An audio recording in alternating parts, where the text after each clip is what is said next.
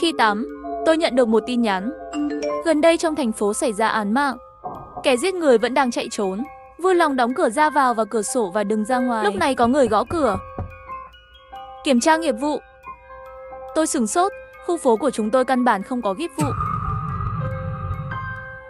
Xin chào, kiểm tra nhà. Nhưng tôi vẫn còn trong bồn tắm, không thể mở cửa được. Tôi nhanh chóng mặc quần áo vào.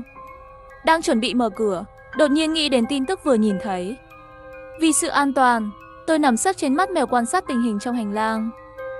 Người mặc đồng phục bảo vệ ngoài cửa đang ghi lại cái gì. Đột nhiên đèn trong hành lang tắt. Tôi đột nhiên nhận ra không phải là đèn trong hành lang tắt, mà là người ngoài cửa đặt toàn bộ khuôn mặt vào mắt mèo trước cửa nhà tôi. Tôi thậm chí có thể tưởng tượng một người đàn ông nằm trên cửa nhà tôi, mở mắt nhìn thẳng vào mắt mèo. Tôi nhìn vào mắt hắn.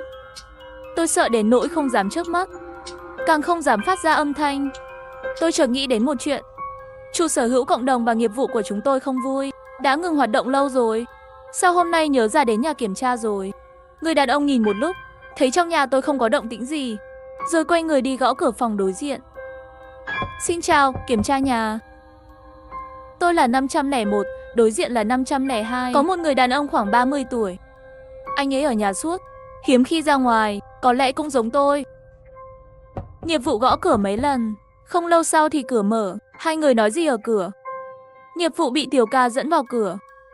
Hành lang yên tĩnh trở lại. Tôi càng nghĩ càng không đúng. Nghiệp vụ đến nhà kiểm tra muộn như vậy. Tôi lấy điện thoại ra, kiểm tra xem có thiếu tin nhắn gì không. Kết quả không có. Bởi vì giá rẻ. Tôi mua nhà ở một khu phố mới tương đối xa xôi, vì giao thông không đặc biệt thuận tiện. Vì vậy, tỷ lệ lấp đầy không cao. Tòa nhà này của tôi chỉ có 4 hoặc 5 hộ.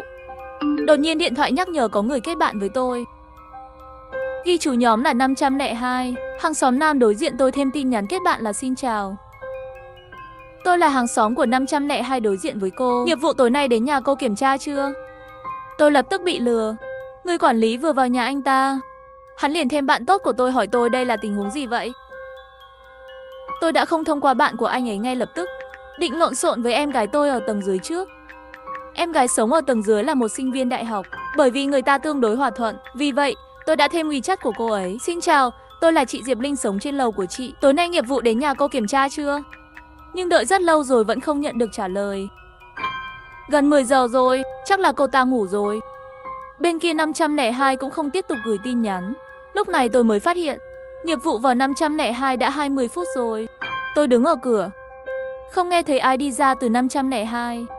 Tôi lại một lần nữa nằm ở chỗ mắt mèo. Tất cả những gì có thể nhìn thấy là hành lang tối đen. Lúc này điện thoại di động nhận được tin nhắn của em gái dưới lầu. Cô ấy trả lời có. Vừa kiểm tra xong nhà tôi. Tôi thầm thở phào nhẹ nhõm. Xem ra là bị tin tức hôm nay dọa rồi. Tôi liếc lại tin nhắn trong điện thoại.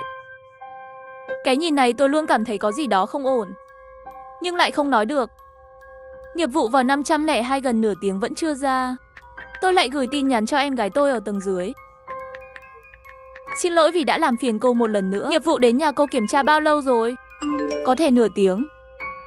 5 chữ đơn giản. Có thể nhìn thấy trong lòng tôi sởn gai óc. Cuối cùng tôi cũng phát hiện ra có gì đó không ổn. Em gái sinh viên dưới lầu. Trước đây bất kể gửi tin nhắn gì cho tôi, tất cả đều thêm một túi biểu cảm. Nhưng lần này hai tin nhắn không chỉ không có túi biểu cảm, thậm chí không có dấu chấm câu. Tôi đang nghĩ. Trong hành lang đột nhiên có tiếng mở cửa. Tôi nhanh chóng nằm xuống cửa xem. Người quản lý nghiệp vụ cuối cùng cũng ra ngoài. Tôi đã mượn vài bút trên sổ tay, rồi quay đi. Tôi nhìn thời gian. 30 phút kể từ khi hắn ta vào và ra. Tương tự như những gì em gái tôi nói ở tầng dưới. Có thật là tôi nghĩ quá nhiều không? Đèn trong hành lang tắt rồi. Hành lang lại là bóng tối. Tôi tiếp tục nằm trên cửa quan sát một lúc. Sau khi xác định không có động tĩnh gì mới quay lại nhà. Khu phố vào ban đêm rất yên tĩnh. Nhưng nghĩ đến tin tức bật lên vào buổi tối, tôi không hề buồn ngủ. Cửa đơn vị có một cánh cửa sắt. Âm thanh của công tắc rất lớn. Lâu rồi tôi không nghe thấy tiếng đóng cửa. Chẳng lẽ người nghiệp vụ vẫn chưa đi? Một điều đáng sợ, ý nghĩ đột nhiên xuất hiện trong đầu tôi. Người đàn ông tự xưng là nghiệp vụ chắc vẫn còn trong tòa nhà của chúng tôi. Lúc này chị gái bên dưới gửi tin nhắn. Xin lỗi chị Diệp Linh, vừa rồi tôi đang sơn móng tay, không lấy được điện thoại. Là bạn trai tôi trả lời tin nhắn của cô, lần này có dấu chấm câu, có túi biểu cảm. Tôi vừa muốn trả lời, cô ấy lại gửi tin nhắn. Cô có thấy tin tức hôm nay không? Thật đáng sợ. May mắn thay, người nghiệp vụ trong khu phố của chúng tôi đã đến nhà. Nhân tiện, cô không biết phải không? Nghiệp vụ mới trong khu phố của chúng ta, chú Vương ở tầng 1 là đội trưởng nghiệp vụ. Hóa ra là chú Vương ở tầng 1. Vậy thì chú ấy không ra khỏi tòa nhà là chuyện bình thường rồi. Tôi tự làm mình sợ. Cảm ơn. Trễ rồi, đi ngủ đi. Tin nhắn vẫn chưa được gửi đi. Tay tôi sẽ ở giữa không trung. Trong hình ảnh phản chiếu trên cửa sổ của tòa nhà đối diện, tầng dưới của tôi 401 tối đen như mực. Không bật đèn.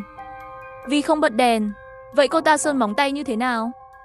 May mắn thay, 401 đã gửi một tin nhắn khác ngay lập tức. Được rồi, chị Diệp Linh, chúng tôi ngủ rồi. Cô cũng nghỉ ngơi sớm đi. Ngủ ngon thì ra là ngủ rồi.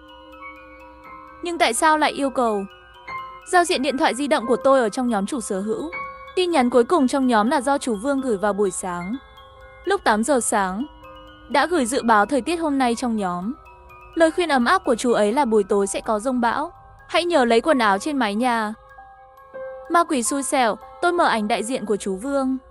Yêu cầu kết bạn với chú ấy. Không ngờ hắn ta lại thông qua trong vài giây. Chào chú Vương, tôi là hàng xóm trên lầu. Tôi muốn hỏi, tối nay tổ chức nghiệp vụ đến nhà kiểm tra chưa? Chú Vương cũng nhanh chóng trả lời đúng. Không phải nói có kẻ giết người biến thái sao? Nghiệp vụ sẽ tạm thời tổ chức kiểm tra tại nhà. Bây giờ cô đang ở nhà phải không? Tôi sẽ lên ngay. Đã bao giờ đến 401 chưa? Đúng vậy. Lần trước tôi mượn máy sấy tóc của em gái dưới lầu. Tôi muốn trả lại, nhưng gửi tin nhắn và gọi điện thoại cho hắn ta đều không trả lời. Vậy là cô ta không có ở nhà. Tôi vừa gõ cửa cũng không mở. Bây giờ cô có ở nhà không? Tôi sẽ lên ngay. Nhận được tin nhắn này, điện thoại của tôi suýt rơi xuống đất. Hắn ta nói gì về 401 không có ở nhà? Nhưng em gái dưới lầu rõ ràng nói chú Vương đã đến nhà ông ấy rồi. Một người nói đã từng, một người nói chưa từng đến. Cái quái gì thế này? Chắc một trong hai người đang nói dối. Thấy tôi không trả lời, hắn gửi lại rồi. Cô sống ở 501 phải không? Cô có ở nhà không? Ở nhà thì tôi lên đây. Tối nay không kiểm tra xong không thể giao hàng được. Chúng ta đều phải đăng ký. Thấy tin nhắn không? Tôi sẽ lên ngay. Tôi sẽ ra ngay. Lát nữa nhớ mở cửa nhé. Chú Vương sống 101, một ông già vừa nghỉ hưu, vừa tròn 60 tuổi, sức khỏe tốt, âm thanh lớn, trái tim ấm áp, luôn trông vui vẻ. Nhưng lần này thì sao? Từ tin nhắn của hắn thể hiện cảm giác cấp bách và áp bức. Để bảo vệ, tôi trực tiếp trả lời xin lỗi chú Vương. Hôm nay tôi không ở nhà, tôi ở chỗ bạn học rồi. Ngày mai chú lại đến kiểm tra được không? Không phải cô vừa nói muốn xuống còn thổi sao? Cô ấy ở nhà, tôi sẽ trả lại tối nay. Hóa ra hắn ta không có ở đây. Vậy thì hôm khác tôi sẽ trả lại cho hắn ta. Sau khi tin nhắn được gửi đi, Vương Thúc bên kia không còn trả lời nữa. Bây giờ có vẻ như vậy, Vương Thúc và 401 rõ ràng Vương Thúc càng không đúng. Nhưng tôi không có bằng chứng, cũng không thể nói có gì sai. Quên đi, dù sao cho đến bây giờ, hình như cũng không có chuyện gì xảy ra. Nhìn xem, gần 12 giờ rồi, tôi vừa muốn ngủ. Ui chắc lại đổ chuông rồi. Lần này là yêu cầu kết bạn từ 502. Xin chào, tôi chỉ muốn hỏi, cô nghĩ tối nay có gì đó không ổn sao? Nhìn thấy hắn gửi câu này, tôi không buồn ngủ. 502 hắn cũng phát hiện một. Tôi nhanh chóng thông qua yêu cầu kết bạn của hắn. Sau đó hỏi hắn ta tại sao lại nói như vậy. Tối nay anh có nghe tiếng chó sủa ở tầng 3 không? Tôi mới nhớ ra, chị gái tầng 3 nuôi chỉ có 2. Thường xuyên nghe tiếng chó sủa vào giữa đêm. Nhưng tối nay của thật không nghe thấy tiếng chó sủa. Tôi tiếp tục trả lời, có thể là hắn ta ngủ rồi không? Sấm sét và sấm sét. Tai chó rất nhạy cảm, nhưng tiếng sấm đã đánh thức hắn từ lâu rồi. Vậy ý cô là gì? Hồi lâu hắn ta gửi đến một câu, có thể là những gì cô nghĩ. Nghe hắn ta nói vậy, tóc tôi dựng đứng. Ý tôi nghĩ đó, chẳng lẽ tòa nhà này của chúng ta thật sự vào sát nhân? Giết con chó đi, hãy gọi cảnh sát. Vừa đánh xong câu này, sau một tiếng sấm, có 2 tiếng chó sủa. Lại là báo động giả. Cô nghe tiếng chó sủa ở tầng 3 rồi. Có thể là đầu tiên, không đánh thức hắn ta. Lúc này hắn tỉnh rồi, cô có nghe thấy không? Tôi nghe thấy rồi, nhưng hãy cẩn thận. Tôi luôn cảm thấy có gì đó không ổn tối nay. Cô kiểm tra xem cửa ra vào và cửa sổ đã đóng chưa? Tôi đang quan sát, có việc liên lạc với cô. Được, tôi sẽ trả lời hắn ta. Tôi đứng dậy kiểm tra lại cửa ra vào và cửa sổ. Tôi đứng ở cửa. Gió lạnh tràn vào từ hai bên khe cửa, thổi đến mắt cá chân tôi một trận lạnh lẽo. Sau gió lại thổi vào từ hai bên khe cửa, tôi nhận ra có người ở cửa. Nhưng tôi đã quên từ mắt mèo rất lâu rồi. Đèn trong hành lang không sáng. Không có ai đứng trước cửa nhà tôi, cho nên người đó là tôi lặng lẽ nằm xuống. Đối diện với khe cửa trong bóng tối, có một người đang nằm chết dưới cửa nhà tôi.